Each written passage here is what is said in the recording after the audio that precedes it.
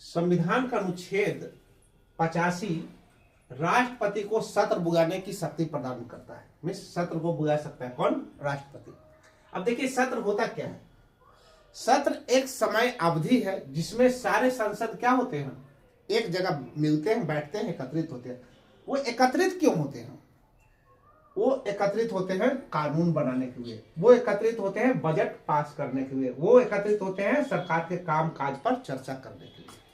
Means अब इसी उद्देश्य से सरकार के काम काज पर चर्चा करने के लिए, बजट पास करने के लिए और विधायिका को कानून बनाने के लिए, कोई भी विधायिका को पास करने के लिए जो है सत्र को राष्ट्रपति द्वारा बुलाया जाता है। किस अनुच्छेद के तहत? 85 के तहत। ये चीजें समझ गए। उसके बाद जो है दो सत्र के बीच में 6 महीने से अधिक का अंतर नहीं होना चाहिए। मीन्स दो सत्र के बीच में कितने का अंतर होना चाहिए? 6 महीने का अंतर होना चाहिए। ये कहता है भारतीय संविधान का अनुच्छेद 85 कि कोई भी दो सत्र हो तो उसके बीच में 6 महीना से ज्यादा का गैप नहीं हो। और एक साल में मुख्यतः जो है 3 सत्र बुलाया जाता है। एक साल में कितने सत्र? 3 सत्र। और वो 3 कौन कौन होते हैं? 3 होते हैं। एक बजट सत्र जो जनवरी फरवरी में होता है वो सत्र, और उसमें क्या होता है, वो बजट, उसमें बजट पेश किया जाता है।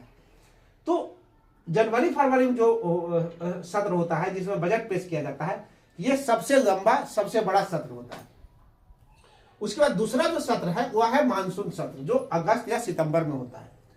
अगस्त और सितंबर में जो सत्र होता है इसमें जनहित के मुद्दा जुड़े होते हैं। मीन्स अगर किसी तरह का लोगों के समस्या से संबंधित हो, आम आदमी का कोई मुद्दा हो या कोई विधायी कार्य हो, तो उस समय ये कार्य किया जाता है। और तीसरा होता है शीतकालीन सत्र। शीतकालीन सत्र सुने होंगे, जो कब होता है? नवंबर और दिसंबर में होता है।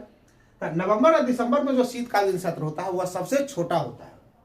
तो हमारे यहाँ कितने सत्र हैं? 3 सत्र हैं। और 2 सत्रों के बीच में हमारे संविधान का अनुच्छेद ही 85 यही कहता है कि 2 सत्रों के बीच में कितने का अंतर होना चाहिए? मैक्सिमम 6 महीना से ज्यादा का अंतर नहीं होनी चाहिए। दूसरी बात, सत्र बुलाने का अधिकार किसको है? तो सत्र बुलाने का एकमात्र और एक अधिकार है किसको? राष्ट्रपति को। तो इस तरह से देखें कि सत्र एक समय अवधि है। इस समय अवधि में सारे संसद को क्या किया जाता है? एकत्रित किया जाता है। और एकत्रित करके जो आम मुद्दाएं होती है, जो आम आदमी का जो है आम आदमी का समस्या है, या आम आदमी का कोई मुद्दा है, या बजट पास करना हो, या फिर कानून बनाने के लिए हो, ये सारे से संबंधित जो है हम क्या करते हैं, ये सारे से संबंधित